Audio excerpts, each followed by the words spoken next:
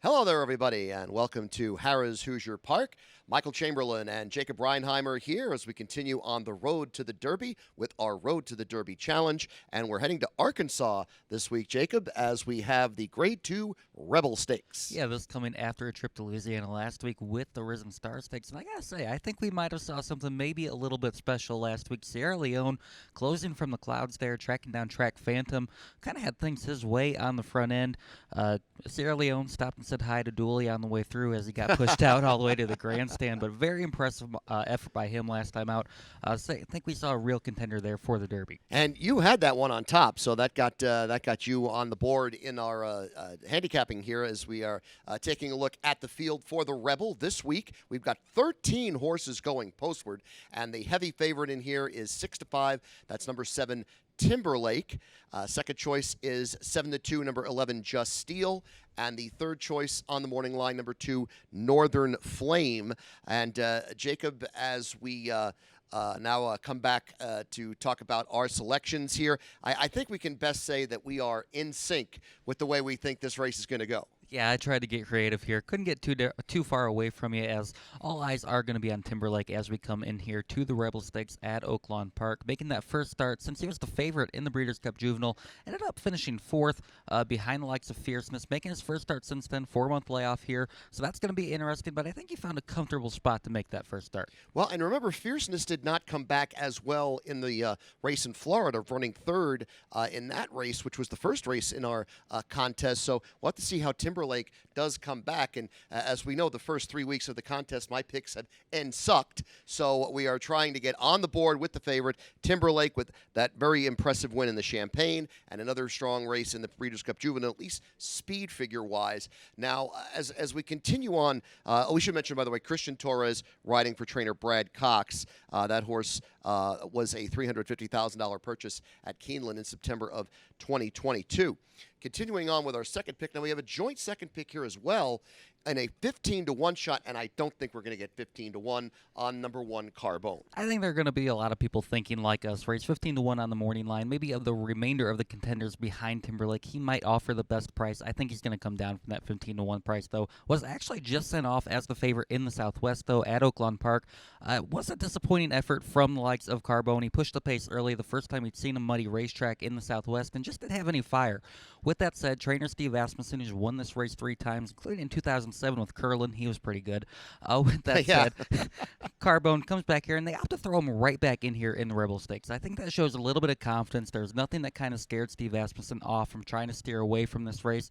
They throw him right back in stakes company. He's got the early speed and the inside. I do like Carbone at that 15-1 price. I'm glad you mentioned the early speed, because if anyone's going to go out and take this race on the front end, I think it's this horse, especially with the inside post draw, and the fact that the other horse that really has a lot of speed in here is the horse that's parked all the way on the outside, number 13, Time for Truth, also 15-1 on the morning line. A Ron Moquette trainee with Rafael Bejarano riding. That one is by Omaha Beach out of a Looking at Lucky mare.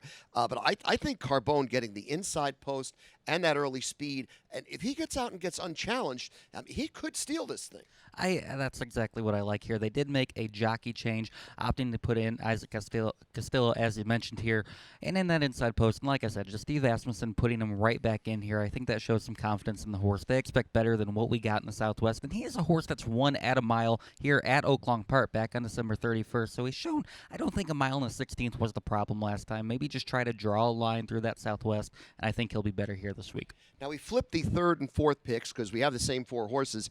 My 3rd choice is the 11, Just Steel, who I mentioned is the second choice in the morning line by Justify, Triple Crown winner back in 2018. That's already 6 years ago.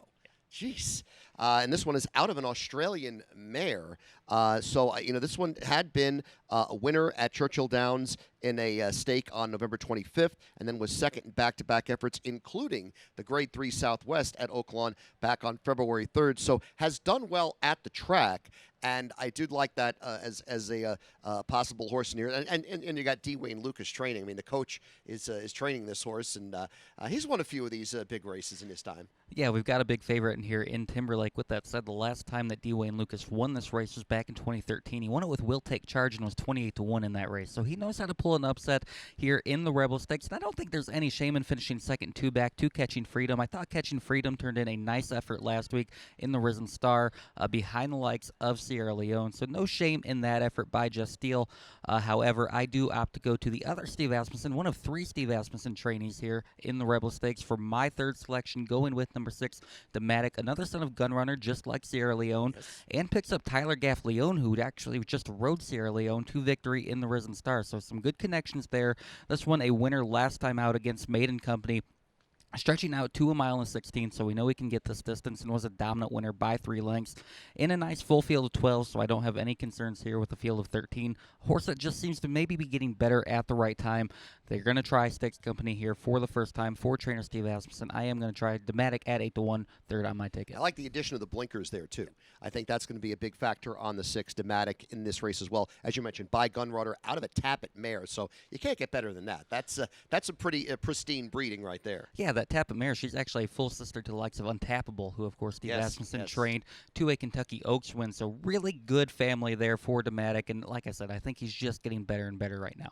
Yes, so we have done our best to bring Sexy back for the Grade 2 Rebel Stakes with our selections 7-1, 11-6 for me, 7-1, 6-11 for Jacob. We do remind you to be here this Saturday for the Grade 2 Rebel Stakes and take part in our Road to the Derby Challenge. Still got a shot to get in contention here, as we've got quite a few weeks left to go in this contest, and we start adding more races as we're going to be going along now. So we're going to start getting busier and busier with these handicapping segments as we go along. Be sure to like this video on YouTube. Also subscribe to our Hoosier Park Racing channel. For Jacob Reinheimer, I'm Michael Chamberlain saying bye, bye, bye.